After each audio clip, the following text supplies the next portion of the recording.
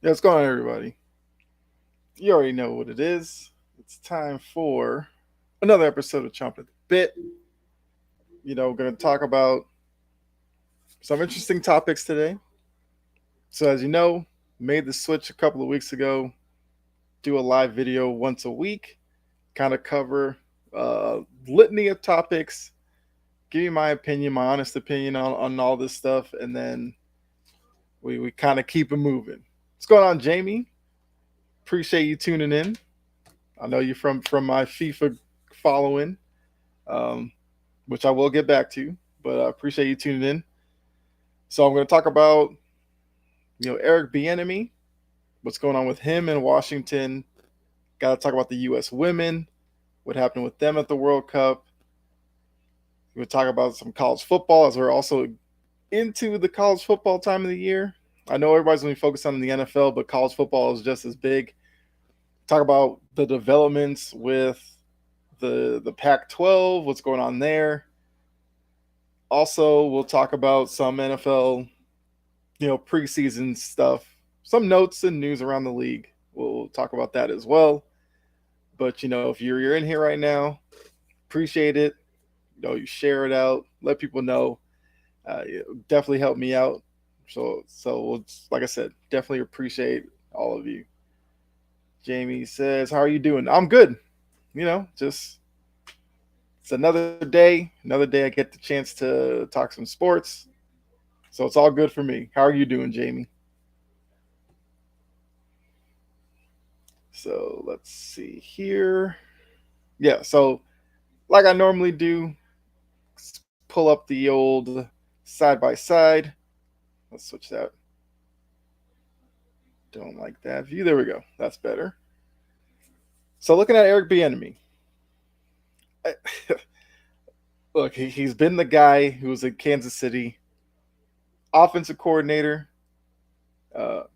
Met you in Deluge Stream. Yes, that's I remember that, Jamie. I remember that. And like I said, I appreciate you following my channel over there on Twitch. I did the same for you. So definitely appreciate that.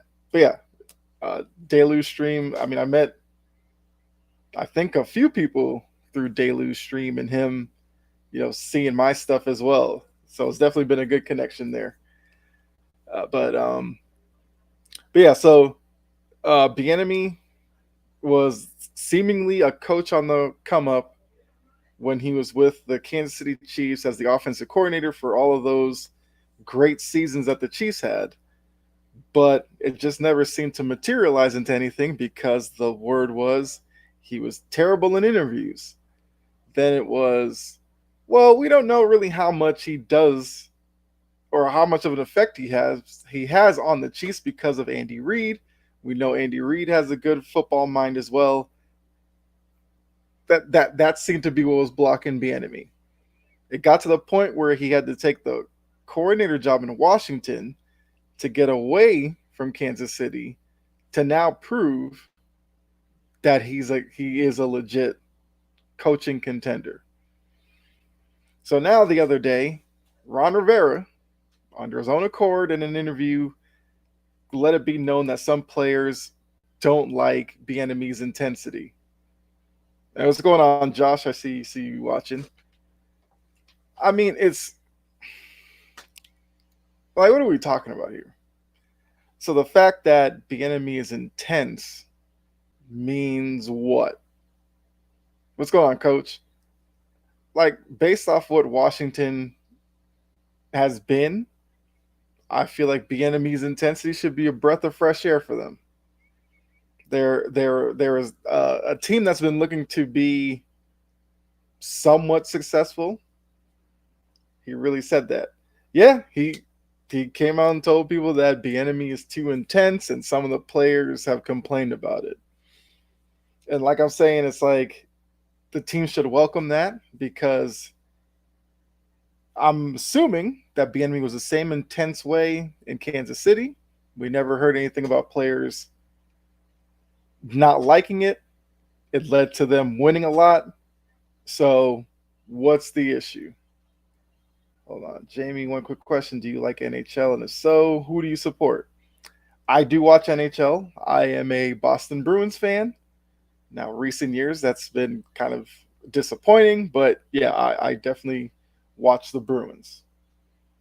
Are you an NHL fan, Jamie? You can let me know who you support as well. Jan, what's going on? Cottrell, what's up?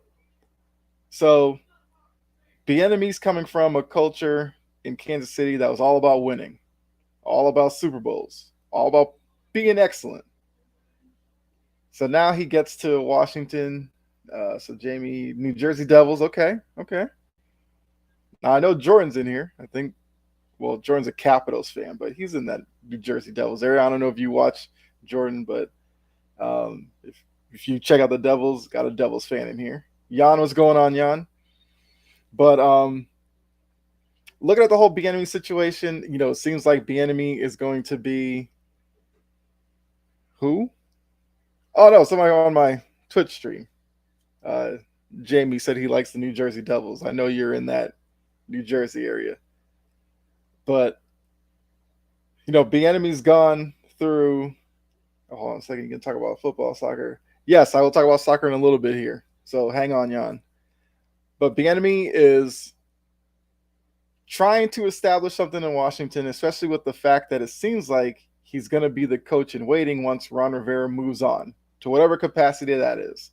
I don't know if that's the front office. Does he just go away? I don't know. I don't know why Ron Rivera felt the need to tell the public that Bieniemy is too intense for certain players because that's never going to go well in the court of public opinion, especially when you're dealing with the Washington team that's been kind of a joke. Not necessarily the player's fault, but you had Dan Snyder, who's finally gone. This should be seen as an opportunity to create something new, create the new age of Washington football. To the point, they're even talking about changing the name once again, which I actually am a fan of, as long as they pick a better name. But this whole story is just embarrassing to the point that, Rivera, I guess, offered up an apology to Bieniemy, although one shouldn't be needed because Rivera didn't need to say what he ended up saying. Something that could have stayed within those locker room doors and we would all been better for it. But hopefully this isn't something that, sinks Bieniemy's season or his opportunity. Just saying. Because we already know what the narratives are behind Bieniemy not being a head coach now. That if you throw this on top of it, which ironically, with Ron Rivera being one of the few minority coaches in the league, you would think Rivera would be doing everything he could to pump up Bieniemy. Now, look, this could just be an instance of Rivera poor judgment. Mind slipped him, slip of the tongue, and he just got too open. Fine. But from here on out, I feel like it has to be all about Bieniemy. Because like Josh says, Ron Rivera has to go. I feel like the fact that they brought in Bieniemy kind of put the writing on the wall that his days are numbered. Maybe he can't handle that right now, and that's why he let this information out there. But it's definitely something I will be watching as we get closer to the regular season. If Washington struggles this year, I would love to hear what the narrative amongst their fans, that media there, are they going to rehash this and try to make it a Bieniemy issue, or will they push it more on Ron Rivera? That's what I want to see. But let's go to the next story.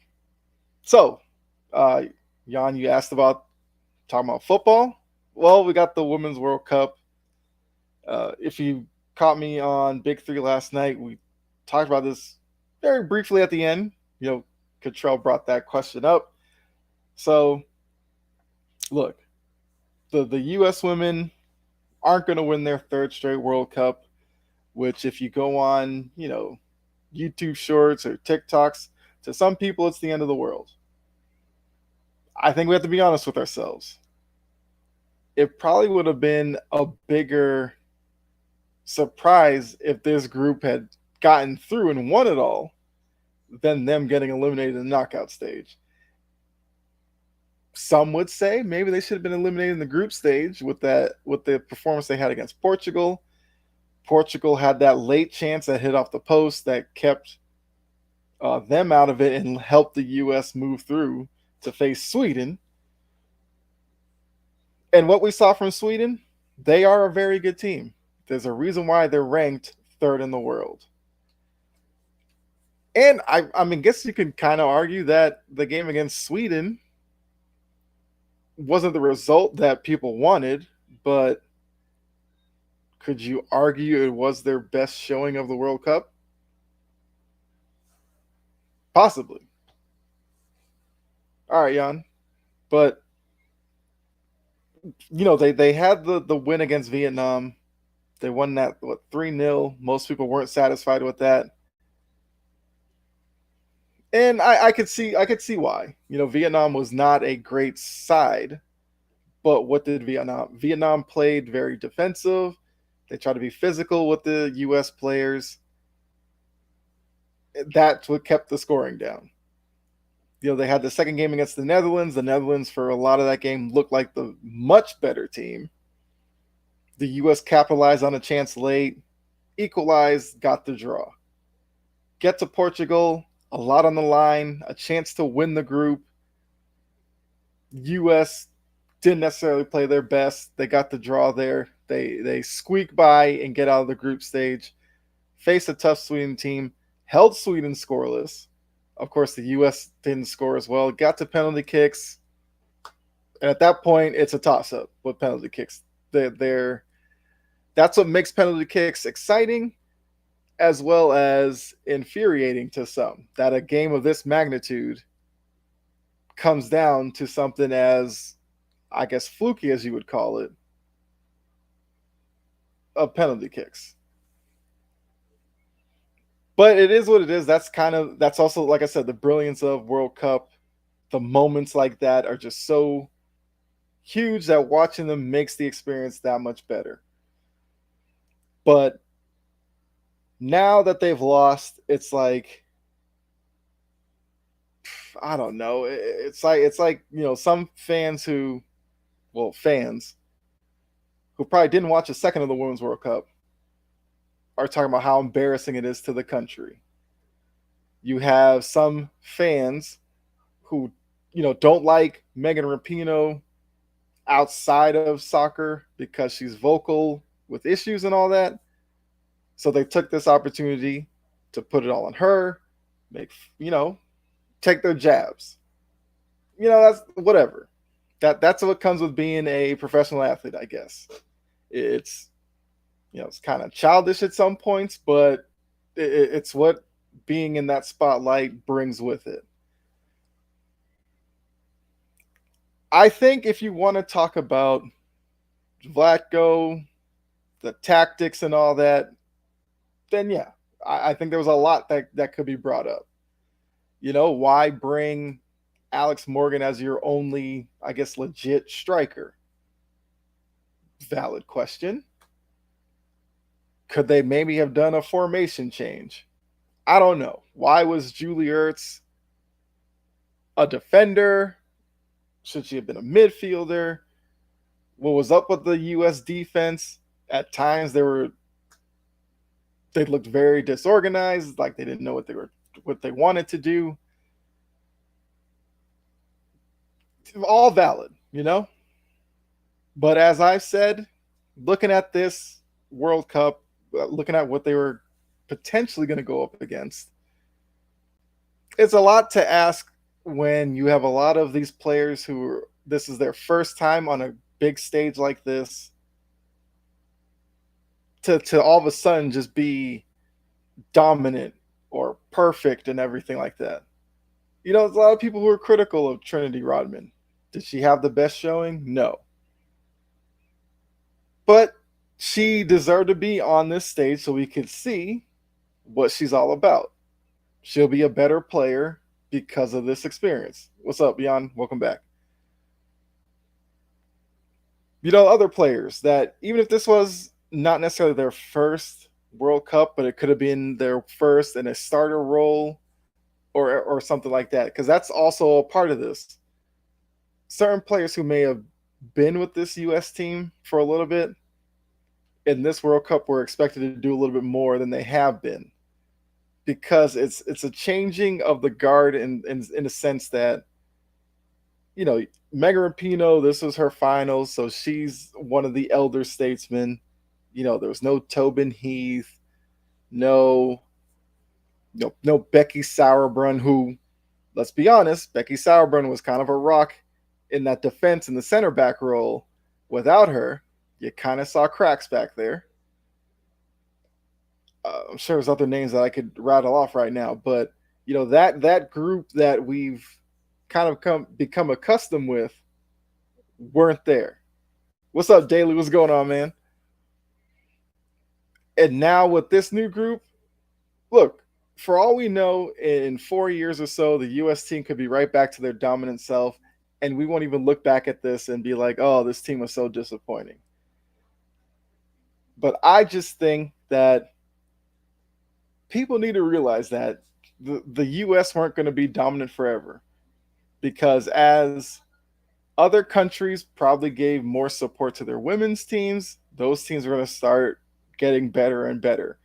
And if you look around the World Cup, look, you got England, you got Spain, Netherlands, Sweden, Japan. Like there's some quality competition there all of a sudden. And I think that for the women's game, this might sound crazy, but it might be good that the U.S. went out the way that they did, because it's going to put focus on some other players, other stories. Because I think, I don't know, it's been fun to see some of these other countries, getting the spotlight, playing better. Look, we've seen like Jamaica, South Africa, the celebrations that they've had for making the knockout stage. I feel like that's great. Even though when the U.S. women were celebrating, advancing from the group stage, that was a problem because the U.S. women are supposed to be better than that.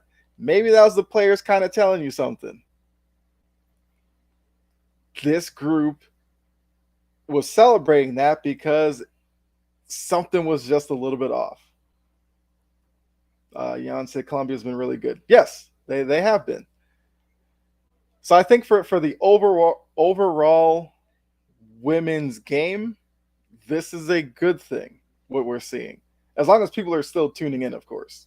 Some people, like I said, once the U.S. left, they probably shut it all off and don't care. To those fans, I feel like whatever. The sport doesn't need to chase down those fans necessarily. But the ones who are sticking through the tournament, because not even just the U.S., but if you were a German fan, Germany got knocked out in the group stage. If you're still tuning in, that's good. Brazil, it was Marta's last run. They didn't make it out of the group stage. Continue watching. It will pay off in the end. Look, I don't even know who to pick necessarily as a favorite now, because I know France is a good side. Like you said, Colombia is a good side. And, Netherlands, Sweden, I don't know. At this point, I'm just watching it to see who comes out on top. Thoughts on Lauren James's red card against Nigeria? Jan, to be honest with you, I cannot remember that play right now.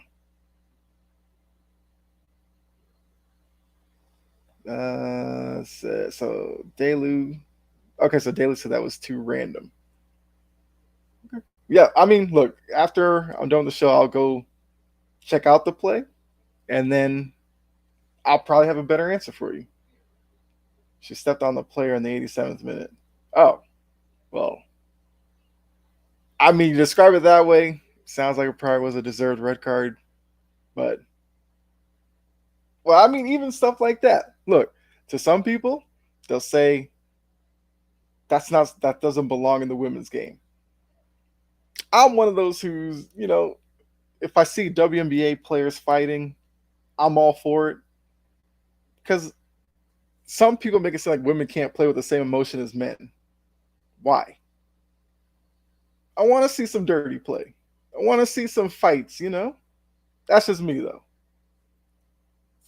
I think Spain or England will win, in my opinion. I really like what I'm seeing from Spain. Spain would probably be who I would lean towards. But yes, England's definitely um, they're definitely in the conversation. But I'd probably lean towards Spain, to be honest with you. All right, let's go. Next story. The Pac-12. What's up? Okay, so Delu, yes. All right, Jan. Will you play a bit of FIFA later? That's the $1 million question. So I will say, if I do not play later today, I can guarantee tomorrow. How about that? Let me know. I will try today, but it'll probably most likely be tomorrow, and I can guarantee tomorrow. Yes, okay. Because I actually have a lot of time tomorrow, so I'll definitely work a FIFA stream in there. I'll probably be doing one Thursday, Friday, and Saturday. That's the hope. Tomorrow for sure. The next 3 days might even be a possibility. Because I do miss it for sure. Jan, I don't know this Pac-12 team, but I'll listen to the story. So, I mean that's what I'm doing. That's what the show's for. Because for those of you who don't know, like Jan, Delu, a lot of them are like my FIFA people. They're over in the UK area, so I'm bridging the gap. I'm letting you know what's going on over here. So the Pac-12, once great football conference in college football. USC Trojans, Reggie Bush, Matt Leinart, Oregon Ducks, Marcus Mariota, the jerseys, the field, the atmosphere. That's all gone. What's up, Jory? Appreciate you tuning in. The Pac-12 is now basically the Pac-4. Are they? No, it's a conference, so it's I guess to kind of equate it to what's up, Mo? So equate it to soccer. It's like they're a federation, and they've been bleeding members for years now, and now it's down to just 14. So all the big names from the Pac-12 left because they don't see a future staying where they are. So USC, UCLA, Oregon, Washington, the big boys all left. So it's basically it's basically the league. They left, and left holding the bag are Cal, Stanford, Oregon State, and Washington State. The Oregon State and Washington State part, I feel bad for them on a different level because remember, Oregon State tried to be a group deal with Oregon. Nobody wanted them together. Washington State tried the same thing with Washington. Nobody wanted them. So Oregon and Washington moved on to bigger and better pasture. Now, Stanford and Cal are left with Oregon State and Washington State, and they're like, bro, we got to get out of here. We can't be connected with these two. It's gotten to the point where they're willing to join the ACC, even with the crazy travel that'd be involved, just to get out of it. Or they still kind of want the Big Ten, but Big Ten's being like, we'll think about it. Big 12 came out, was like, we don't want you guys, we don't want anything to do with what you got left. And out of all this, Oregon State and Washington State, I don't know what they're going to do. The thought has been the Pac 12 could merge with the Mountain West. You'd have a 16-team league. Ultimately, Oregon State, Washington State probably might do that, just join the Mountain West. It'd be 14 teams at that point. The Mountain West Conference is, so the Pac 12 might be extinct. It certainly seems that way. So the Pac 12, which is now the Pac 4, it's either Stanford and Cal plant their flag in the ground, work out some of the Mountain West, merge, become 16, and try to build that new conference into a power, or try to get the Big Ten to take them, because I guess travel-wise that would make the most sense. What's up, Gene? What's going on? This is American football, right? Oh, this is college football. So it's like it's the level below the professional football. Yes, but yeah, basically American football. It's not soccer, but well, I mean, soccer would be involved with this because it's college. But it's what did Cal and Stanford do? That's where I think the majority of this, which is next graphic I have up here. Hold on a second, let me fix that for you. Yeah, make it a little bit bigger. But appreciate that, Gene. So Stanford and Cal now kind of hold this Pac-4's, the Pac-12 now to the Pac-4. It's on life support right now. It's weakening right now. And Stanford and Cal can completely kill it by getting out of it and joining the ACC, which the ACC is about to meet about it and decide whether or not they want to pursue it, which for the ACC would be wild to me, to have only 2 teams out in California when you're called the Atlantic Coast Conference and somehow make it work. Why do I got love? Hey, Gene, I definitely appreciate that. Really do. So I don't understand how that's going to work. Because, look, I'm a BC fan. They're in the ACC. It was hard for me to wrap my head around BC being in a conference mainly of teams in the South. They somehow made that work because they brought in like Syracuse and other teams that at least geographically made it a little bit more sensible. I don't know how that works if BC has to travel to Stanford 1 week. Let's say they go back to BC and Cal's coming in the following week. It's just crazy. Then at another level, it's not just the football program that's going to have to deal with this. You're talking about soccer, baseball, all those other sports that don't have all the resources that college football has. They've got to now make it work. So I don't know where this ends up. I do think the Pac-12, as we know, the Pac-4, I think that's gone, because I don't see Cal and Stanford really wanting to join Mountain West. I don't think that does anything for their program. And to be honest with you, I'm kind of surprised that Stanford's been left out in the cold in all this movement. Like, Stanford is a really good program. Academically, they're there. The football program is not, I don't know, it's not like upper echelon, but it is right there. Basketball, Stanford holds its own. And for some reason, nobody wanted them. Can't figure that out. Cal, once again, not a terrible program. So what is it with these 2 programs that nobody wanted? That I can't wrap my head around. And I put a lot of this blame on college football and the NCAA to begin with. I still stand on the ground that hold on. Jan said, what states are near the ACC? Because I know Cali is in the west of America. So the ACC is basically the complete other coast. The furthest west that they, I guess, populate right now is Louisville, Kentucky. If you don't know where Louisville, Kentucky is, It's I guess you'd basically call that the South. So it's thousands of miles separating them. Yes, ACC stands for Atlantic Coast Conference, but they're looking to bring in Pacific Coast teams. I, I don't get it.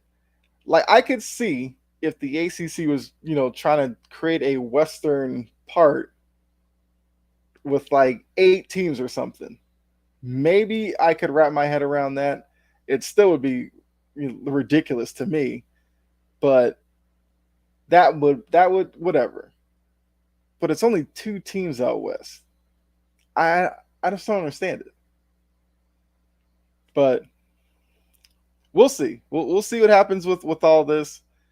But like I said, the NCAA could definitely be blamed for this because I think when realignment first started, it started because at that point the BCS was a 2 team computer operated system, and teams are trying to figure out what's the best way for me to get in that conversation. So that started like the first little movement. Then it expanded to 4, but when it expanded to 4, the Pac-12 seemingly was always that major conference that was left out in the cold. Which I think once that became like the narrative around the playoff, a lot of the big name schools in the Pac-12 were like, look, if I'm USC, it's like we either have to go 13-0, or if we lose a game, it's got to be to like a Big 12 school in order for us to get into this 14 playoff. That's a tiny margin of error when you're looking at, Alabama, Georgia. Like they could lose a game, but people will be like, oh, that's just a blip on the radar. They're clearly one of the best teams in the country. So that created some more movement. Then, what do we get? 6 teams now? No, it's still 4. Sorry, but now with the playoff expanding to 12, you could make the argument that if the Pac-12 had stayed together, they would be represented in the 12-team playoff. But too much had already gone on that USC, Oregon, and those ties wouldn't feel safe staying in the Pac-12 anyway. Because for them, they'd probably look at it, well, as a Pac-12 champion, maybe we'll probably just end up with like a lower seed anyway. And then the reverse of that is if you're Oregon and USC, you've created a tougher path for you to get there. But like I said, I understand why programs like that are doing it. So I do think if college football had had a large enough playoff to begin with, a lot of these teams would have stayed together. I'm an old fan of the Big East. I would have loved to have seen the Big East stick around all this time. But I knew it wasn't going to happen. Like Virginia Tech being in the Big East, what did that do for their brand? Nothing. It made sense for them to join the ACC. ACC at that time was a name. Pitt moved on. And then Miami. Like, once again, what business did Miami have being in the Big East anyway? When the Big East was kind of more of a northern conference, Miami probably should have been in an ACC already, but we whatever. But for Miami, the Big East at a certain point wasn't doing anything for their brand either. But like I said, I was a fan of it as a BC fan, seeing BC West Virginia, BC Pitt, and look, those days are gone. And now with all this, it's gonna be weird not seeing Washington State and their little, what was that like? Was it the Apple Cup or something? Not necessarily a major rivalry, but it was something that was just synonymous with college football. The rivalry within the state, Washington State fans not liking each other. That is what college football was built on, and that's gone now. So, like I said, we'll see what goes on with it, but definitely a not necessarily sad day because recently college football has just been kind of sad news after sad news anyway. All right. So I think the last thing I was going to talk about was the NFL. We had the Hall of Fame game last week. We have more preseason games this week. With Thursday, Friday, Saturday, I believe, is like the next wave of preseason. Be my first opportunity to see the Patriots with their new look offense. I mean, it's the first preseason game, so we're not going to see anything like the finished product, but it'll just be good to see football. I'm not going to see Mac Jones. That's probably going to be next week. But I just want to see the camp battles. The guy who's maybe fourth on the depth chart. Can they wow me enough to where I'm like, hey, maybe that guy could work their way onto the 53 man. But some other news that's going on. Kareem Hunt has an interesting day ahead of him. He met with the Saints. A lot of people thought he was probably going to sign there, especially with the Kamara missing the first 3 games of the year, even though the Saints have Jamal Williams. They drafted Kendre Miller. I feel like they could get by for the first couple weeks. They brought in Kareem Hunt anyway. He ended up leaving the building without a contract. Then we learned that he's going to visit the Indianapolis Colts, which, if you don't remember, the Colts have a running back in Jonathan Taylor that's kind of in a standoff with the owner, Jim Irsay, right now. Because the running backs want to be paid better. They want to be respected. We'll insert Jim Irsay in his comments about Jonathan Taylor. So we know that situation. I believe I talked about that last week. That's ongoing. But now throwing Kareem Hunt into the middle of this makes it that much more of a mess. It shows Jim Irsay as the person kind of showing Jonathan Taylor that, look, if you want to play hardball, I'll sit here and sign Kareem Hunt. I'll offer him the money that I could technically throw at you, but I don't want to, because I want to prove a point that you're an Indianapolis Colt. I'm Jim Irsay. I run the operation. So as long as you are an Indianapolis Colt, you show up on Sundays or Monday or Thursday, you take the field, and you play. Jonathan Taylor has other intentions in mind because he knows next season he's going to be up for a new deal. And the way that the deals are going right now for running backs, he's going to feel like he's undervalued, and he's trying to get out ahead of it. Nothing's going to come from this, unfortunately, in terms of better compensation all of a sudden, because this is kind of the road that we're running down with the NFL, where everybody wants to be the Kansas City Chiefs, where you have a great quarterback, and the running back you can just plug and play and get the same production, doesn't really mess with the team dynamic. And that's all well and good. But not every team has a quarterback on the Patrick Mahomes level. Not every team runs their offense through that great quarterback in such a way that you don't need a top-tier running back. That's where I think some of these situations are different than others. Look, Tennessee, they don't have any problem with Derrick Henry making what he's making because Derrick Henry is very productive in that offense, and that offense runs off of Derrick Henry. If you look at the Colts should be, begging Jonathan Taylor to stay there past this year because they just drafted a unproven rookie quarterback.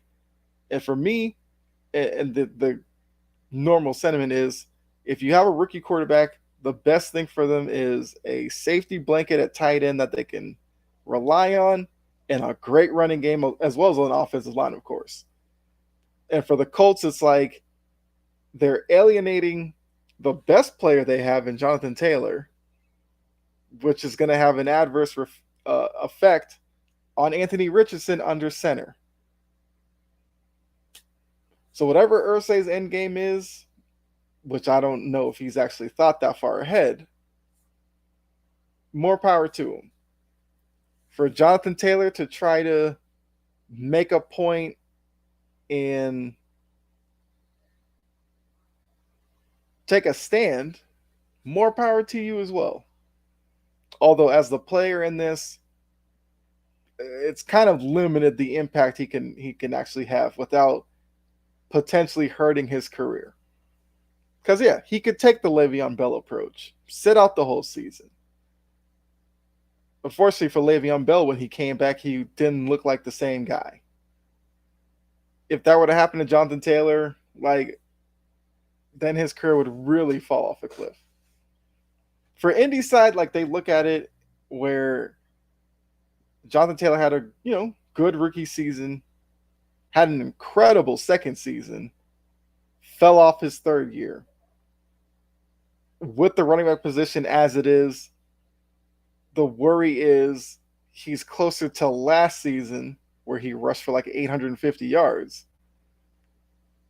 In the days of him rushing for 1,800 yards like he did in the second season, maybe that's behind him. That's the worry, which is the worry with a lot of these running backs. But like I said, each team is different. The Colts need a running back with the rookie quarterback. The Titans need Derrick Henry. The Giants, who went through this with Saquon Barkley, they need that because Daniel Jones is still an improving commodity. We don't know what his end result will be, but he's not a finished product right now.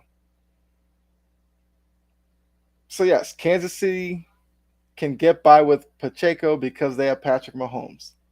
The Patriots all those years got by with guys like Corey Dillon, who was a cast-off from Cincinnati, LeGarrette Blount, who was a cast-off from Pittsburgh, I think twice during his Patriot run.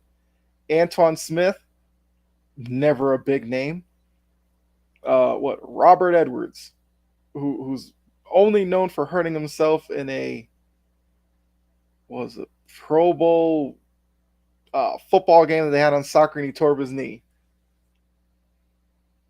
I mean, it was a football game they had on sand. Sorry. He tore up his knee. Dion Lewis, James White, who was like an undersized back out of Wisconsin. On and on and on. The list of running backs that went through the New England system during the 20-year dominance, not a lot of great names there. But they also had Tom Brady. A little bit different.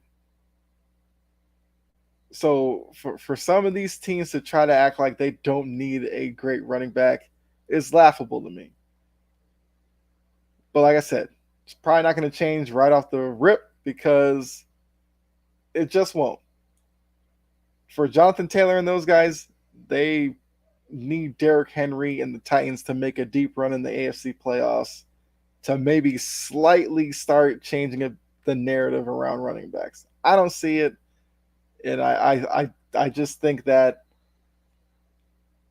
I don't know. I like the running back position is obviously important, but when you can go in the draft 3 guys, hit on one, maybe a combination of 2, it's just smart business because the money can then be used into your offensive line, into your skill positions outside the running back, your wide receivers and your tight ends, and that will make more of an impact on your offense.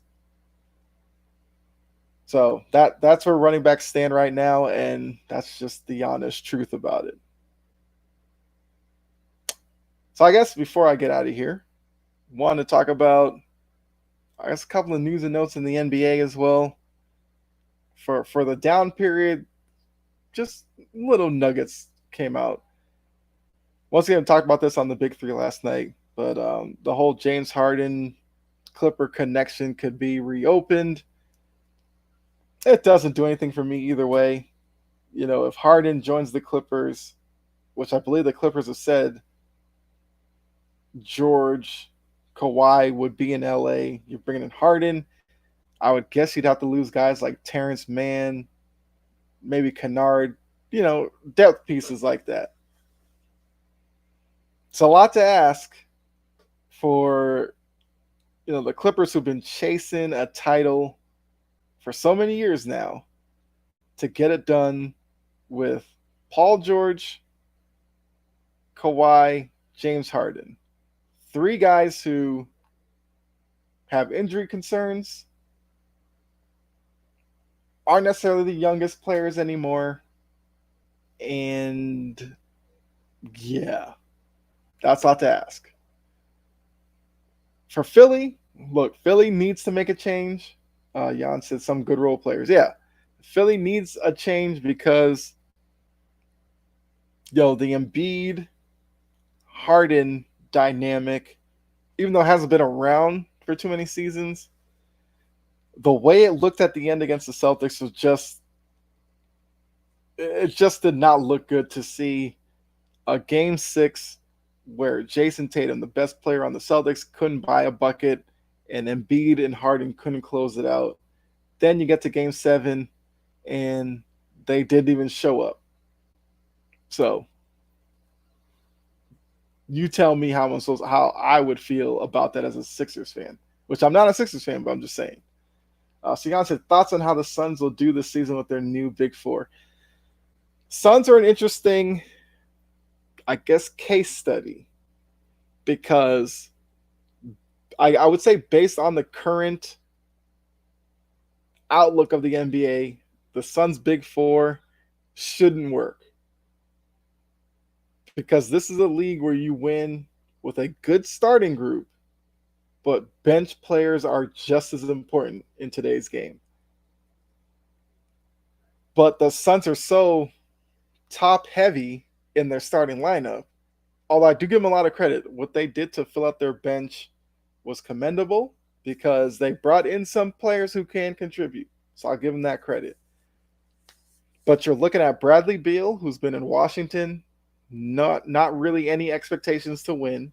Now you're putting him in a situation where they have to win now. How does he handle that pressure? Booker, I would say since they made the finals and lost to the Bucks that season, it's kind of added to the pressure of Booker and his time in Phoenix. But Booker's had some stinkers in the playoffs as well. So that's something that's got to be thrown into this. Durant isn't the same player he once was, one with age. Two, the Achilles injury he had so late into his career definitely had to have an effect on him. But he can still get you a bucket for sure. DeAndre Ayton could be the biggest question mark with this team because he's a guy who was so ready to get out of Phoenix that he was celebrating the fact that the Pacers had signed him to the offer sheet, was upset that the Suns ended up matching it. And now they've given him a new deal, and he's sticking around, supposedly. Who will be the point guard, Booker or Beal? That's a good question. I think it's going to be Beal, to be honest with you. Although I think KD might run a lot of point as well. But I think it's going to be Beal with Booker playing off of Beal. But we will see Booker bring the ball up, of course, certain times. But yeah, so the Suns have that. They got a new coach in Frank Vogel, who I liked Frank Vogel when he was with the Pacers. His time with the Lakers, I mean, neither here nor there. I do think he's a good coach. I just wonder, will this group in Phoenix listen to him? I don't know. They have too many stars that want the ball and score a lot. Once again, this new era of basketball, it's like about having a top duo with pieces around it. Phoenix has gone the complete other way, where the previous era was like everybody needed a big three. Phoenix is like, we're going to go with the big four and make it work. Maybe it does. And then I guess maybe super teams might come back. I kind of hope it doesn't. I like what it is right now, where teams have two top guys that are well established, and then they fill it out with depth behind them. The Nuggets had a good big two and great role players, and they won the chip. Exactly. That's why, once again, copycat league. You would have thought Phoenix would be going the Nuggets route, but they're not. Most other teams are trying to be the Nuggets. Look, my Celtics, you have Tatum and Brown, you got Derek White, Brogdon, guys like that around them. The Bucks, you have Giannis, Middleton, even though Middleton's kind of fallen off a little bit. You have those two. You got Drew Holiday, the Lopez, Bobby Portis around them. So that's what I'm saying. It's going to be interesting to see with Phoenix. Like if there's a night where Kevin Durant has an off night, can Phoenix overcome that? Because if you also look at Phoenix, you wouldn't say Bradley Beal is a great defender. I think Bradley Beal's okay. Booker isn't that great of a defender. Ayton at times lacks the aggression defensively. KD is not the defender he once was, and even then, there was kind of some questions about Durant. He was like a part-time defender. I guess he could still do that at his age now. But I think he does it even less. So unless Phoenix thinks they're going to beat teams like 150 to 145, I don't know. I don't know.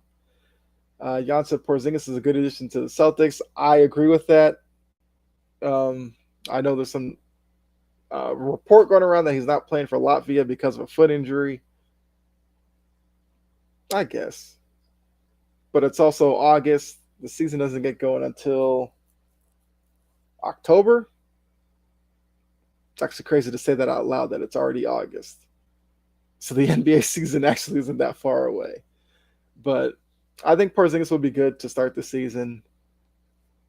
He doesn't need to play in Latvia anyway. I mean, I get it. It's playing for your country. That means something. I guess selfishly, I want him to be ready for the Celtics season. Did you see Team USA beat Puerto Rico? Yes, they did play Puerto Rico. I saw the highlights. I didn't catch it live. I was doing something. It went about as well as I thought. You know, the U.S. sent like a C team to the FIBA tournament, and they'll probably go pretty far anyway. Some countries will definitely give them a hard time, but yeah. Yeah, you know, I mean, it's good for Anthony Edwards. I like the fact that he's over there. I'm a big fan of his. You know, Cam Johnson, guys like that. So I kind of like that they have not necessarily top tier NBA guys. I think it's going to be good exposure for all of them. Tyrese Halliburton, I'm a big fan of, so I love seeing him there as well. Trae Young says he should be on the team, which I agree. I'm not the biggest Trae Young guy. I remember when he was at Oklahoma, a lot of people were trying to say he was the next it guy. I just haven't seen it. He's an undersized point guard, questionable shot selection, plays zero defense. He's better than Josh Hart. Yes, but I'd rather have Josh Hart on my team, if that makes sense. I would take Josh Hart any day on my team over Trae Young. He isn't the best defender. I mean, Trae Young's a negative as a defender. He doesn't even try. Like, there's been other poor defenders who at least try a little. Trae can't even do that. You know, he'll get a couple of steals. I'll say that, but a lot of times I feel like that's not necessarily because of him causing a turnover, or it's usually from a bad pass and he's just there. But yeah, I would take Josh Hart on my team over Trae Young. I've said with the Atlanta Hawks, I would rather them move Trae Young, build around DeJounte Murray, than have the two of them on the same team together. especially if you're going to have Trae Young become a ball stopper. That takes away from DeJounte Murray. If DeJounte Murray's on the ball and the Hawks are playing an offense, but Trae Young seems disinterested playing off the ball, that's going to be a problem for the Hawks. I think some people have overrated Trae Young because of the playoff series against the Knicks when he got the ice trade thing going. He was a villain in New York. That was all well and good, but let's be honest, that Knicks team was not that great. That Knicks team was going to be one and done. We knew that. And for people, look, if Trae Young became a better off the ball guy, I guarantee you he would be better off for it. I just don't think he has that in him. And I would not be surprised, even though they re-signed DeJounte Murray, next offseason we aren't hearing some stuff about the Hawks possibly moving DeJounte Murray. I think it'd be foolish, but I'm just letting you know right now, when it comes to Atlanta, it's like Trae Young can do no wrong. And I think that's also part of the problem. He's gotten kind of comfortable being in Atlanta, where if he can make an all-star team, if he stars in a commercial, it's like he's done all he can for Atlanta.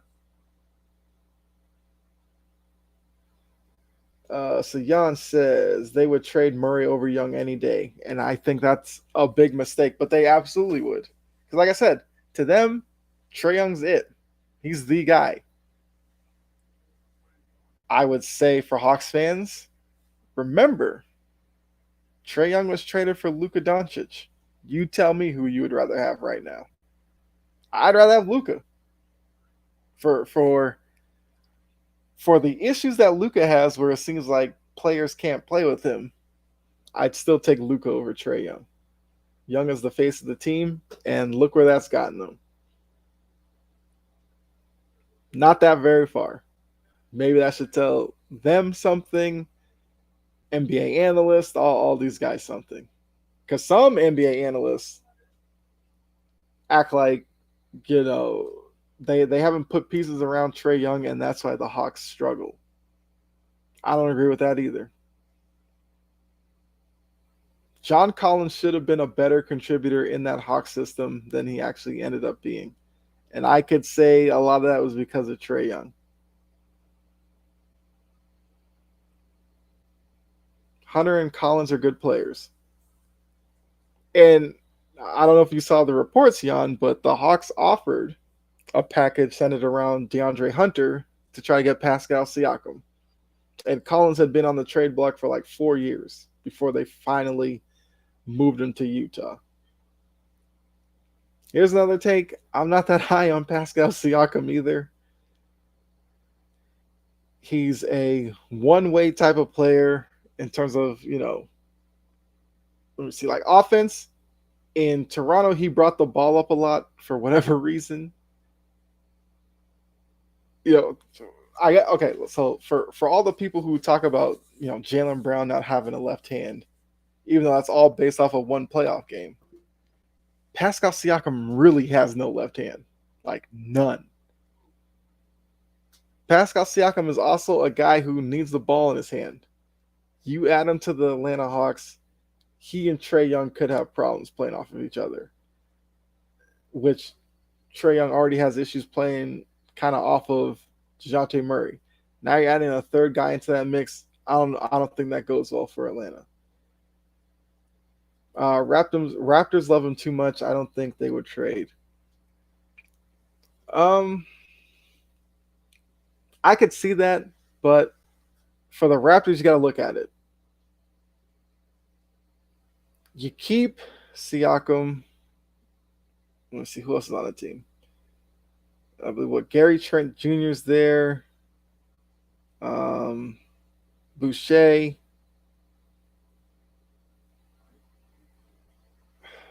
Yeah, Scotty Barnes. OG Anunoby, who I really like OG Anunoby. Scotty Barnes is another guy I'm not high on. I don't. I just don't know what it is about him. I'm just not high on him.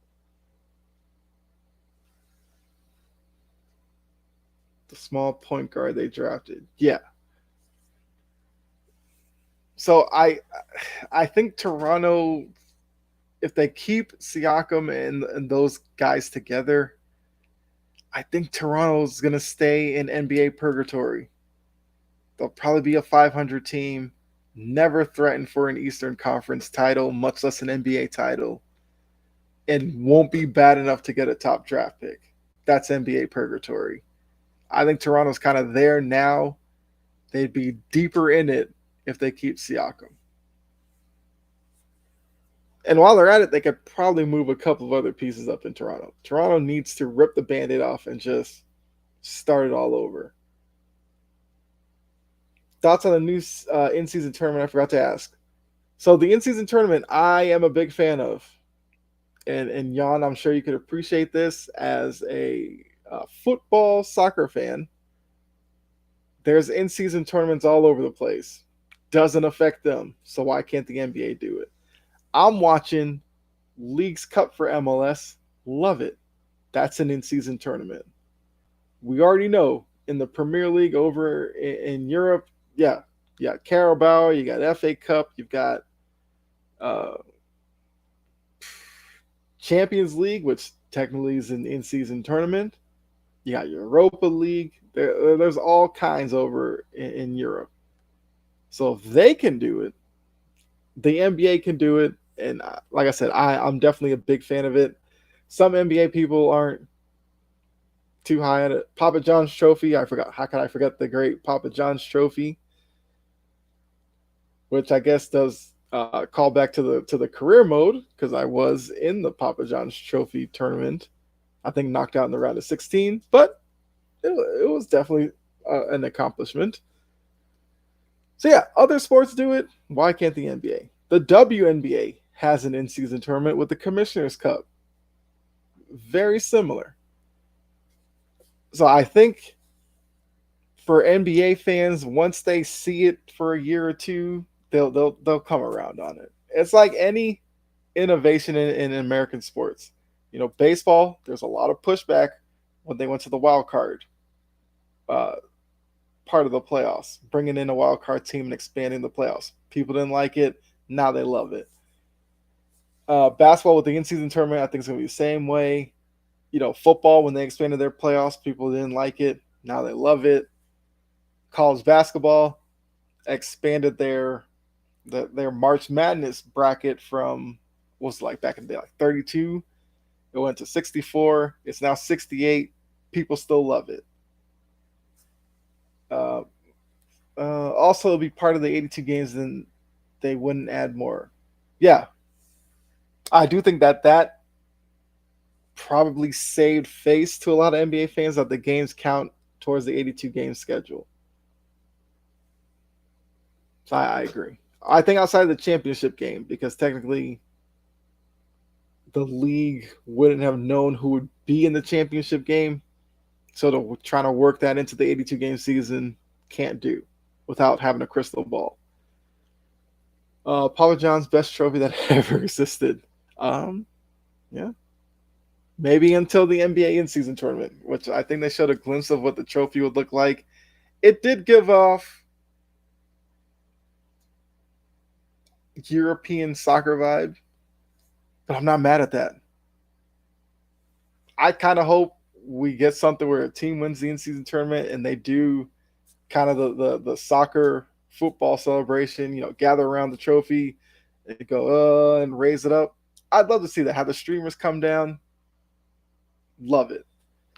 I have something to ask you about the Leagues Cup. Go ahead, Jan. Well, two things. Sure.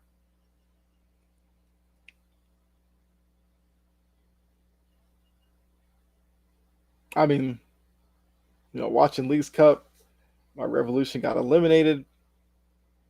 Okay, so imagine a team wins the double in-season tournament and the chip. Okay, that'd be quite the accomplishment for sure.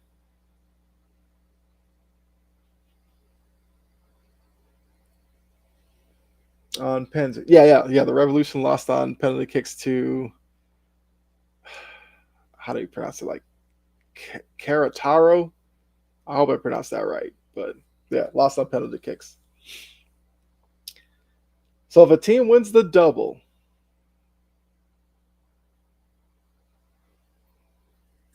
I mean, it's impressive. The same way, if City or somebody wins a double, although City won the treble, which is an even greater accomplishment. I do think if you win the double, that's a great accomplishment. We'll see if it happens. Thoughts on Inter Miami's game, and did you see the dramatic Nashville game? So Messi for Inter Miami has been must watch. He's like uplifted the energy and the whole vibe around Inter Miami. If you don't know, like Inter Miami is one of the worst teams in MLS. But now that Messi's gotten there, it's like you can't beat them.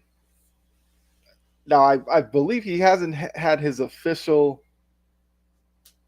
introduction to MLS because his games so far have been in the League's Cup. But the impact he's had on the league and could potentially have, I think, are what make what he's doing right now that much more incredible. Because with Messi's international stardom, if he speaks highly of the MLS or just continues to look like he's having fun in the MLS, I think that raises the level of the MLS. So it's win-win for both sides. I did not see the Nashville game. I mean, I could definitely check that out after as well.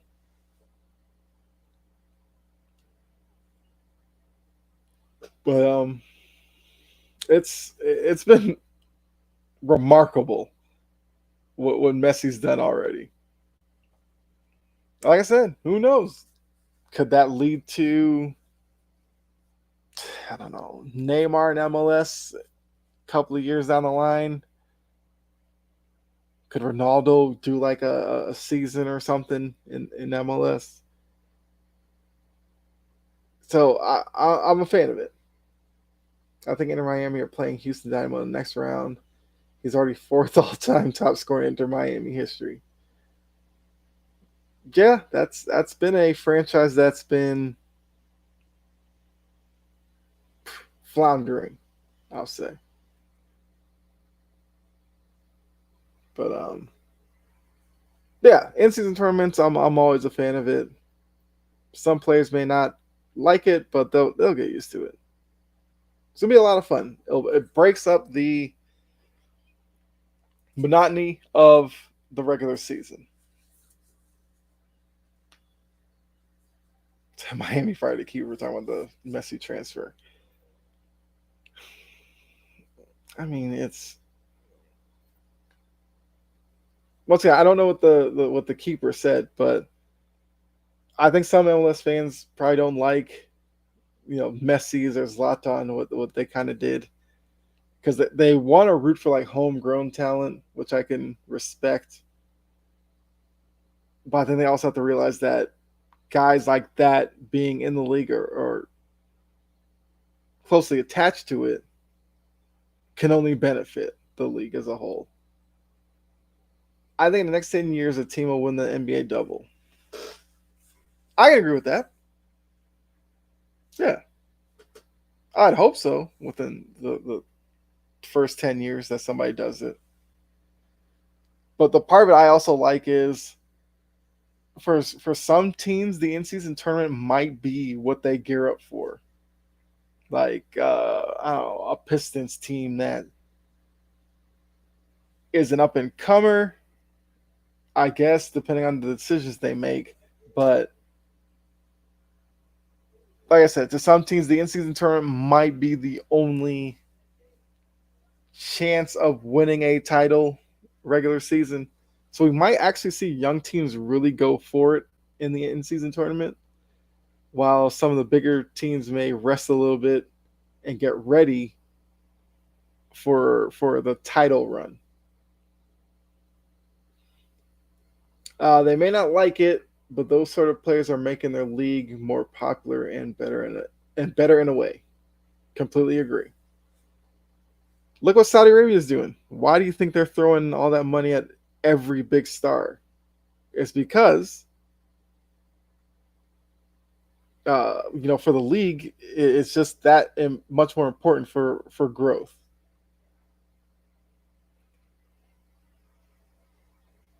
The man like it, but those sort of players are making their league more popular and better. Yep. I wish I could watch Messi live, but he plays till like 2 a.m. for me. Once again, Jan, I definitely feel where you're coming from. But the thing is, even if you watch highlights, Messi's bringing an added excitement just watching those highlights. But yeah, it's nothing like watching it live on TV, or even if you could swing some type of deal watching it live in a stadium. But yeah, in terms of topics, I don't really have anything else. But like I said, I can stick around for a couple more minutes here. Do the Revolution have Gil and another good player? I don't know his name. Yeah, so they have Carlos Heel, they have Gustavo Bo, they have what Virioni. Um,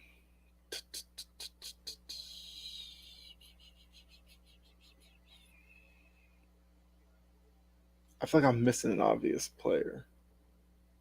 I mean, they have Dewan Jones, who's with the uh, U.S. team. Yeah, Gustavo Bo. He's he's been there a few seasons, which I was kind of surprised by. I kind of thought he was going to be gone after a couple of them, but he's stuck around. And did you watch the Community Shield final? That was who was in that one? Cause I can picture it right now. Community Shield.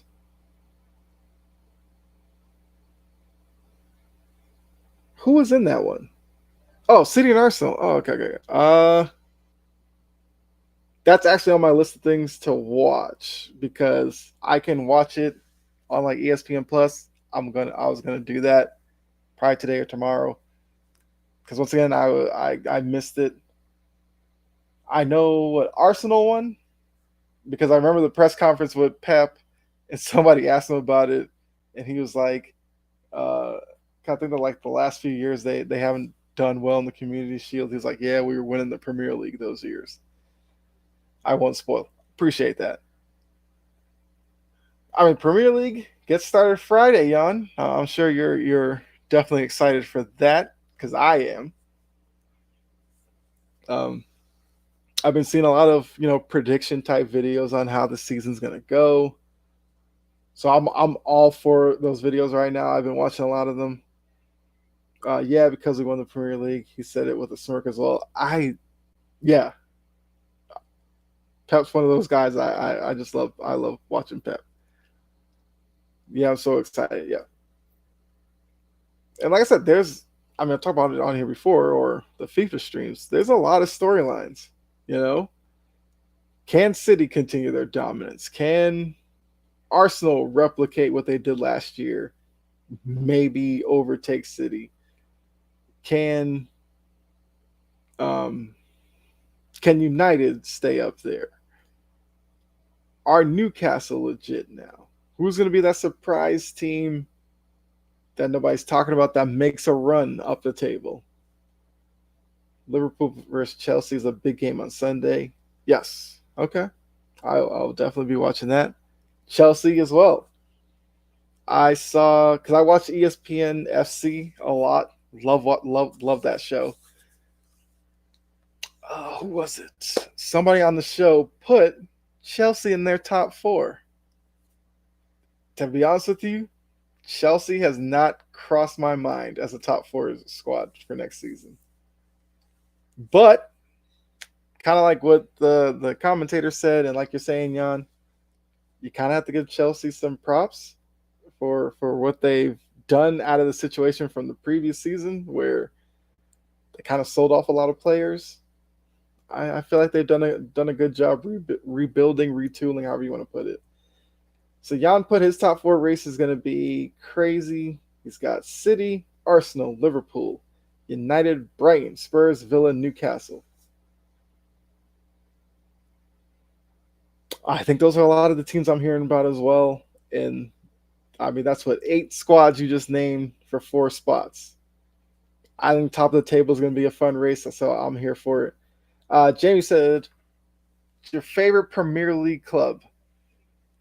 So I'm kind of just a Premier League fan, but I'm a Boston Red Sox fan. Their ownership group has ownership into Liverpool. So I guess I'd say Liverpool. But like I said, I do watch a lot of United, a lot of City, a lot of Arsenal, and I just like every weekend being able to see few games and just sit back and have fun with it. But I guess I'd say Liverpool as my favorite team.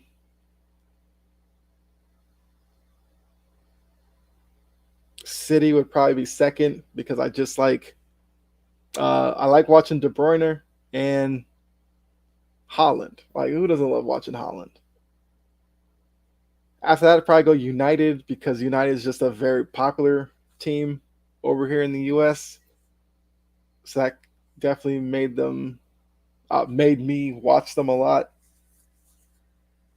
I do like Rashford, Martial, guys like that. Okay, so Jan said top four: City, Liverpool, Arsenal, United. Got Brighton fifth, Chelsea sixth, and Newcastle seventh. Okay,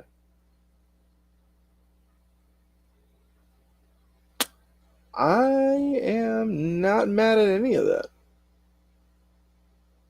Yeah.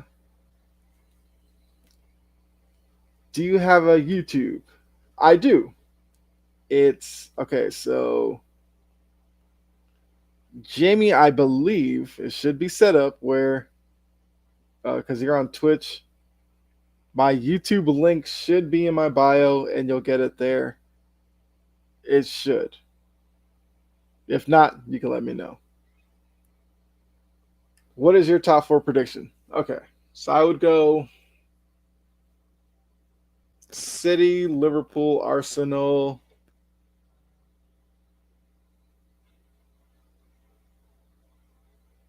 To be honest, Jan, we might actually have the same one because I do think Liverpool is not going to finish outside the top four again.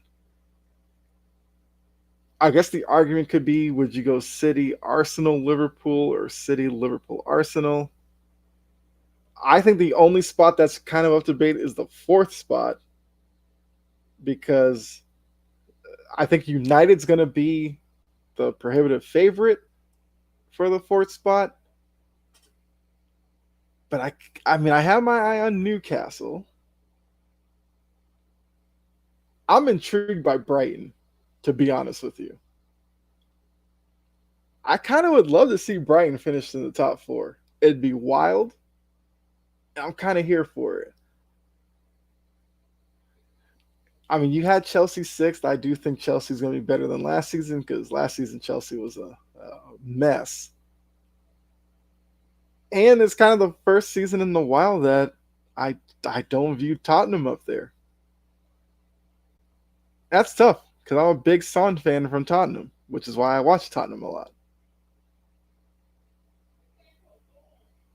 It's going to be a crazy race. Anything can happen, and that's what I love. Who do you think will get relegated? So you think it'll be Everton, Sheffield, and Luton. Luton's a great story. I think that's a given. I'm there with you on Sheffield. Question is Everton. Well, I mean, Everton almost got relegated last year, to be honest with you. Probably should have been. I'm not mad at your three, Jan.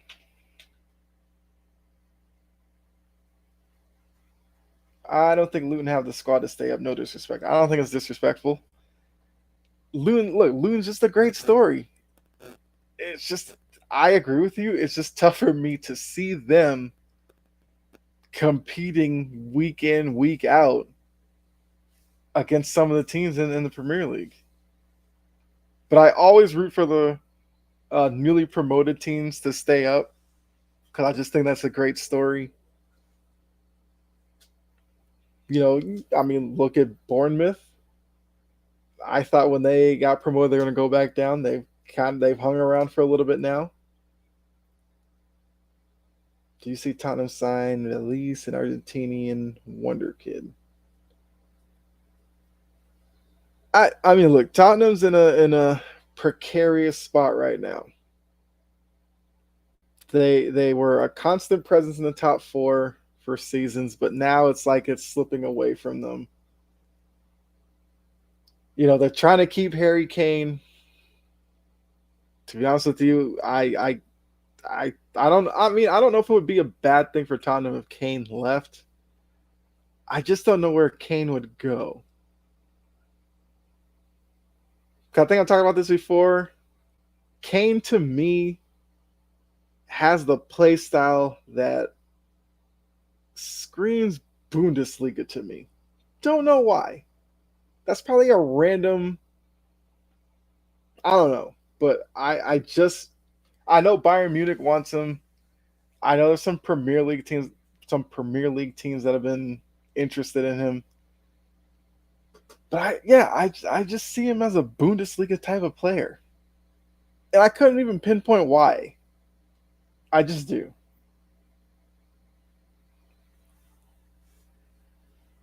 So I wouldn't be mad if he was at Bayern Munich. Tottenham won 100 million plus for him. Well, I mean, hey, you put a hefty price tag on him. Maybe the other team jumps at it and you get him for a little bit more. That's a lot. Maguire is going to West Ham. Is that official? Or is that your prediction? Because I know I've seen a lot about Maguire possibly leaving United, which it kind of seems like Ten Hag isn't a big fan of Maguire anyway. Yeah, for 30. Oh, that's interesting for West Ham. I mean, I don't know about Maguire. I know Maguire's loved because, you know, English football, plays for England, so but which I mean, look, if center backs aren't good, then Maguire's an upgrade. But some could question how good is Maguire as a center back for an upper echelon team, which West Ham is not that. But if that's what West Ham's trying to get to, is Maguire necessarily the answer? He shouldn't be playing for England, but the England manager is kind of biased. Yes, and I've heard that from other England fans. I mean, you kind of see it in starting lineups. Yeah, Maguire is like untouchable. I've heard some argue about whether or not. Well, I don't know. I was about to say I've heard some people argue about Kane's kind of standing in with England. I guess if Maguire goes, then at least he'll be playing in the Europa League. It's not quite Champions League, but it's not that bad. Calvin Phillips shouldn't be in the squad either. I think it's another name I've heard a lot about. Yeah, Jan, you're kind of touching on all the names for England that I've heard people actually fight about whether or not they should be on the team. But I think with the national teams, that's kind of a thing. To take it back to the U.S. national team, some would say, guys like Michael Bradley could have been around too long. Kyle Beckerman, it's national teams are always tricky that way. Yeah, I follow a lot of football. Nothing wrong with that.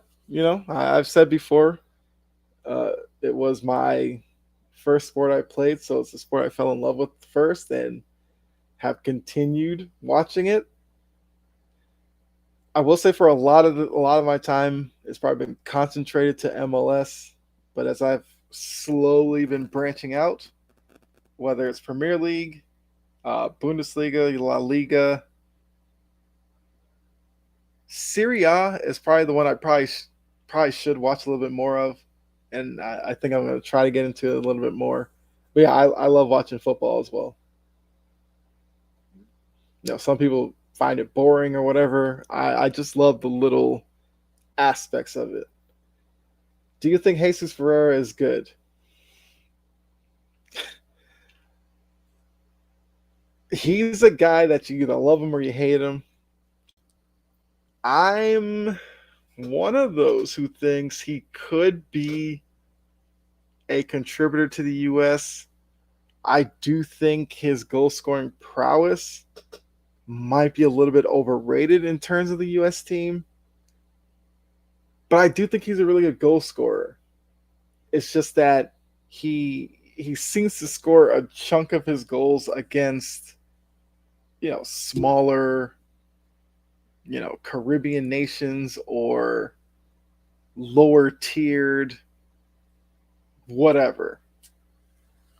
And I would like to see him on a stage against Mexico or Italy or something, score some goals. I would love that for him. He just hasn't been that guy right now. So I don't think I would say Jesus Ferreira is like a terrible player.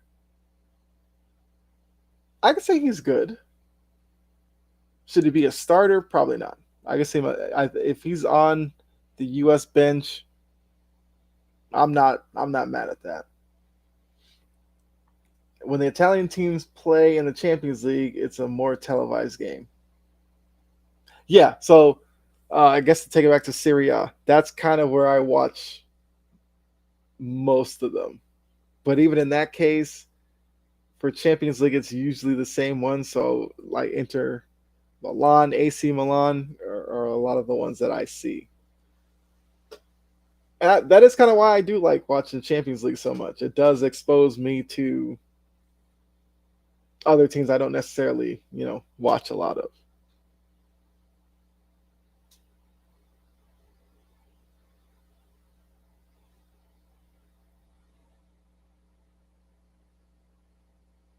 So Jan said Scottish teams. Yeah,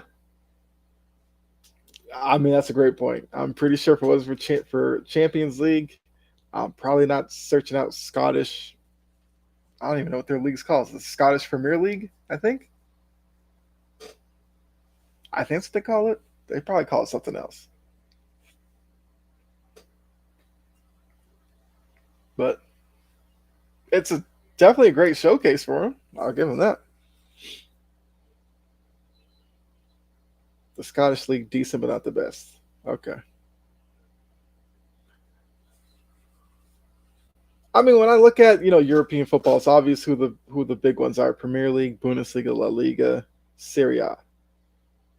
I would say French league is underneath that. So it's Scottish league kind of be on the level of maybe like the Turkish league.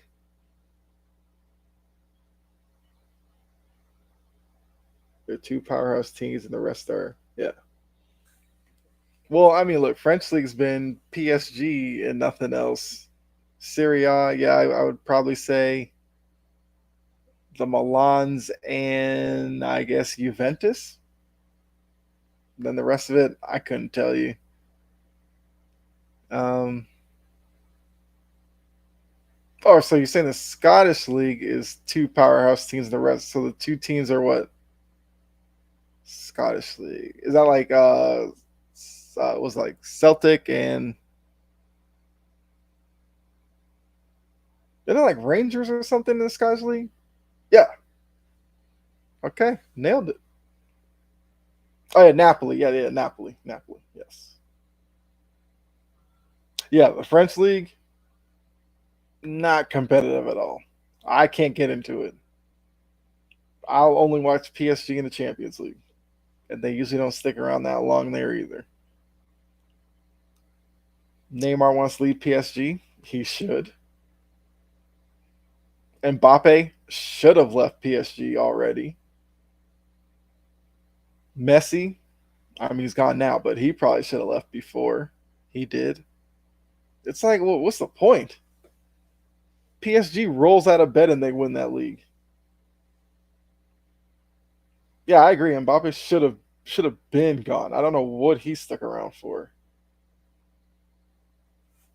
Yeah, Mbappe should have been at Real Madrid. I assume that's where he goes because they want him so bad.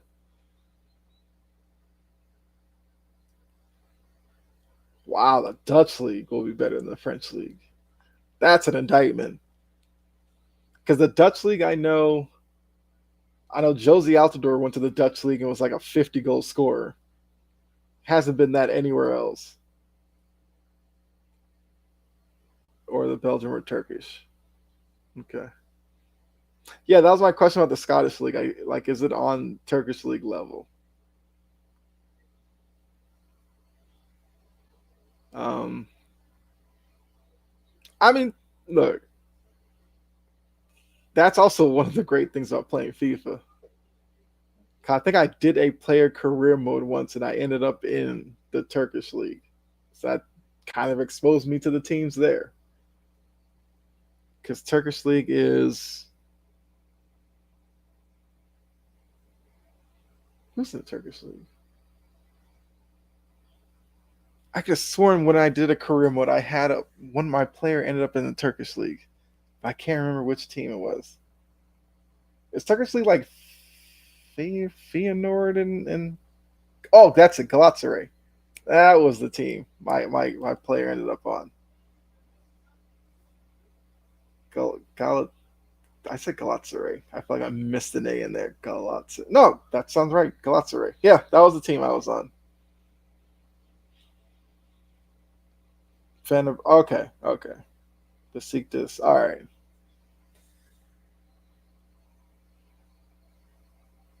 Oh, Feyenoord is the Dutch league. There we go. Ajax, PSV. Okay, had them confused. I do know those three teams because Ajax is where Ten Hag came from.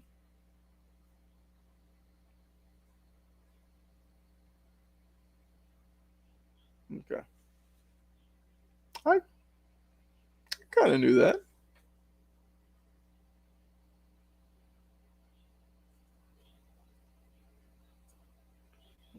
Okay. Been a great podcast today, man. Hey, I appreciate it, Jan. I I went from doing like little 10, 15-minute videos throughout the week to trying to do these once a week to try to get everybody into the chat and everything. So I definitely appreciate you, Jan, being here. I usually keep it to about an hour, hour and a half. So I guess I could wrap it up unless you had anything else, Jan. But in terms of topics, I'm out. So as I said earlier, Jan, FIFA stream will probably be, I'm going to say tomorrow, to be honest with you. I don't think I'll be able to get one in today. But tomorrow for sure, like I said, Friday, Saturday will most likely happen. Because you already know, Jan, we got to get Chompin FC to the Premier League. I mean that the League Two season has gotten very interesting. So I'm definitely having a lot of fun with it. And plus, with okay, just had a message come through. But looking at what the board is doing in my career mode, my guy could get fired any day now. So that's a little bit of a teaser for you. Have you seen Man City are linked to Paqueta, who plays for West Ham? I mean, so here's my thing. I feel like if any players ever linked to Man City, I feel like they just end up getting them because it's Man City. Man City's sitting on top of the world right now. L board. I feel the same way, but hey, it's the mechanics of the game. But yeah, Jan, have you been looking at like any of the EA Sports FC deep dive videos or anything like that? They were linked to Rice and he went to Arsenal. Yeah, that's true. So that does go against my statement of them of they get everybody they want. Very true. Yeah. So what do you think about the EA Sports FC stuff? Only the career mode one because that's the best game mode. True. True. I'm definitely big on career mode. I've played um I played Ultimate Team a little bit. I feel like Ultimate Team for me is kind of like a change of pace type of mode where, if I've gotten into a career mode, just want to, waste a couple hours in Ultimate Team, I kind of use it for that. I would love to get into Ultimate Team a little bit more. Pro clubs I've never gotten into. I'm kind of hoping with EA Sports to maybe get into pro clubs as well. That seems like a mode I could probably have a lot of fun with. And but I think pro clubs is kind of based off of the team. Okay, so I can see pro clubs being a thing where you have a group of friends or something, or people you connected with, and you create a pro club team, and now you guys are playing together. I think it could be fun that way. But um, yeah, I don't know. I'm excited for EA Sports FC. I agree with you. The gameplay looks sick. I love like the new technology that they're using for player movement. I just like the feel of it. Even though I haven't played it yet, but I just how it kind of comes across in the deep dives, it looks like it's gonna be a lot of fun to play. So I'm definitely here for it. And I can't wait. Can't wait for it to come out. And the shirts be increased. Yeah. Uh I mean, it's the realism. It's expanding upon its integration of women's football, which I think will be, fun for fans of the women's game. Yeah, whenever a sports game talks about integrating women, it can be a sore subject to some. I'm one of those who's like, what's the problem? If there's uh, you know, if there's a gamer that wants to play the women's league, why can't they have every opportunity to? Manager career mode is going to be really good. I agree. Touchline mode, women's career mode should be focused on more. I also agree with that. I feel like this game will probably be a big step in that direction. But I will ask you this, Jan. Do you think it would be better if they produced a solo women's game? Or do you think the two of them being together is the best way to do it?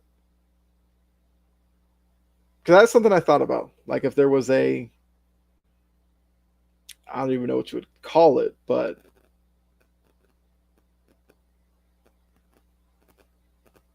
it should be together. I do agree with that. It was just something I thought about. Like if they had separated it and created a women's FC type of game, what would that do? But I do agree. It should be together. Because we know that the like EA Sports FC would outsell the women's title necessarily, and I do think that would make it look bad on the women's game. So I do agree they should be together. But yeah, like I said, I'm assuming that each iteration will bring more and more focus of it. See the cover of EAFC. Did you see Ronaldinho and Saka? Oh yeah, I saw the unveiling with Holland. It was cool to see Ronaldinho there. I was actually surprised that he was there. I mean, I'm fine with the cover. Yeah, I'm fine with the cover. If your cover athlete isn't going to be Neymar or Mbappe or whoever, Holland is a pretty good choice. He's coming off a really good Premier League season, which I feel like has made him more of an international star. So why not put him on the cover? I think long shots might be overpowered. I mean, that's possible, especially if you have the trait for like hard, it was like hard shot and all this kind of stuff. Yeah, that could be a thing. Which, mm, I mean, it'll make for exciting gameplay. Because who doesn't love striking a long shot outside the box, upper 90, and have it go in?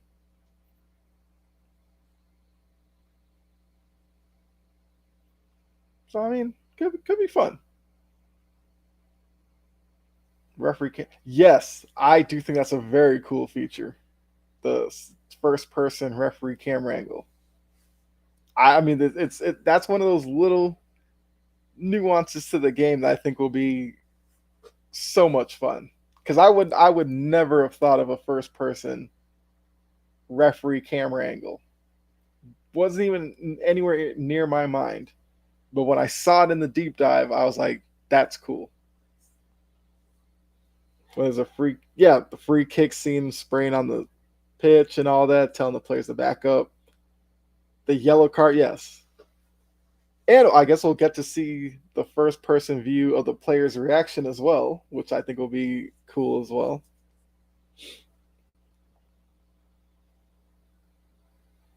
Okay, and the new scenes, for example, the halftime training for the bench players and new bus parade celebrations.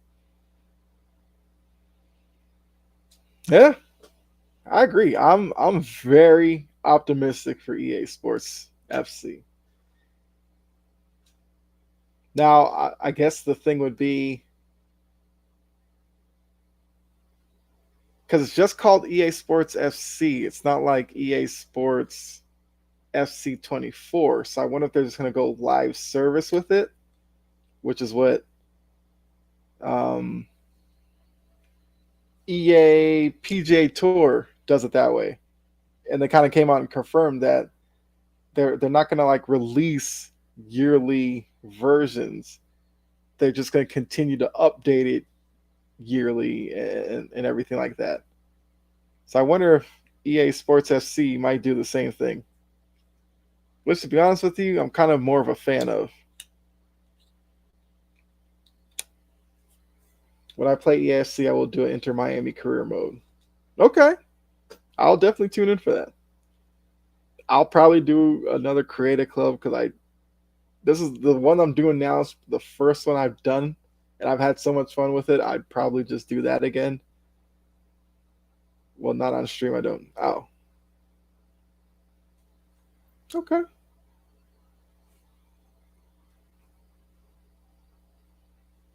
Just playing peacefully, but hey, nothing wrong with that. Nothing wrong with that at all. But I'm sure you might not be the only one. Especially with Messi and Inter Miami, I'm sure a lot of people might try to do that to see what they do with them. It'd be cool seeing me do an MLS career. Okay, I can definitely do that. I could definitely do that. I mean, if it's gonna be an MLS team, I would definitely be New England Revolution. I mean, I might do that. Revolution career. Good idea, Jan. Do you play? Okay, so NBA 2K, very interesting. Out of the sports game franchises, I think NBA 2K is the one I play the least, and that's only because I could I never could really get into the city and park and everything. Just because I do have 2K22, but I don't play it. Yeah, it's a franchise I want to get into. I will say the fact that 2K24 will have crossplay has me more interested in it because I know people who play like Rec and City and all that, but they were just on Xbox, whereas I'm on PS5, so I couldn't play with them. I think now with it being crossplay, I'll probably actually get into it. Crossplay like pro clubs, I think. So I know EA Sports, yes, crossplays pro clubs. 2K said crossplay is going to be every mode. We'll see, because I do think 2K would be the first one to have it be crossplay across all modes. And I hope that if it is that way, that it works out because the other games should be the same way. Madden should be crossplay for all modes. The fact that Madden 24 is going to be crossplay without like online franchise, I think is a missed opportunity, but I get it. They'll probably be next year. Even they said crossplay across all modes. I I I don't know. So I guess that means I I think so too. There's no way that would happen. That's what they said. They said crossplay all modes. I don't know. So I guess like was like the My NBA stuff.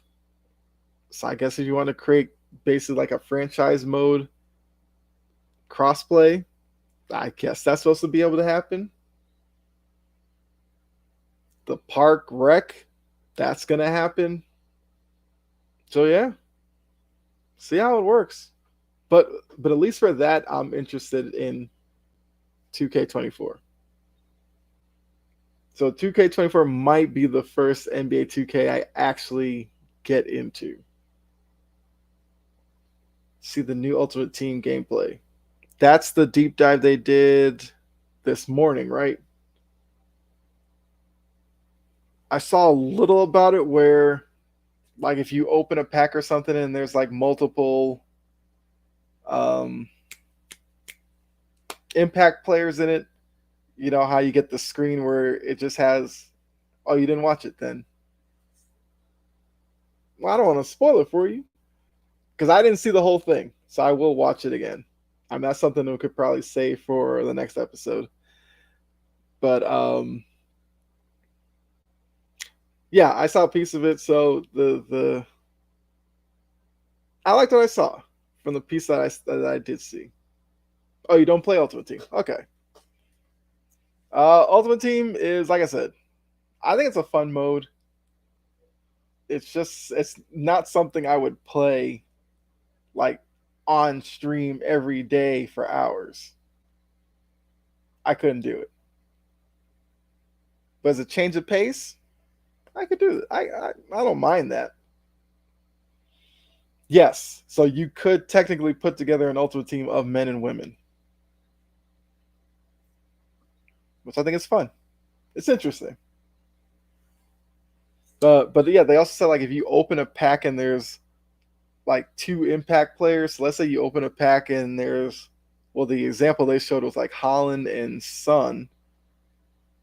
The current game, it would just use the highest ranked of the two, and you get the cutscene with just him.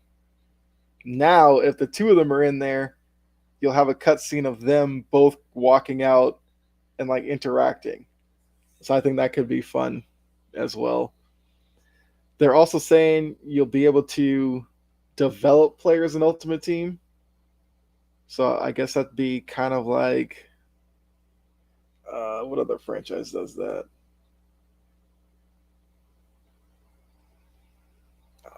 Why am I drawing a blank? Well, I guess it'd be like career mode, where your players progress throughout the season. I guess now that's a thing in Ultimate Team. So that could be, yeah, pretty much. It might take a while, but I guess it'd be a payoff for grinding with your Ultimate Team instead of constantly trying to find new cards necessarily. So I think it could be interesting.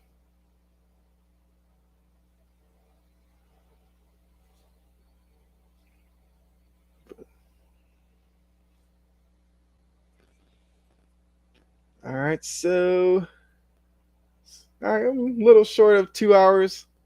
I'll probably call it an episode there. I mean, Jan, definitely appreciate you as well as the others who were in here. You know, I had some of my Sports Empire people stop by. Really appreciated them for that. So, like I said, these episodes are once a week now.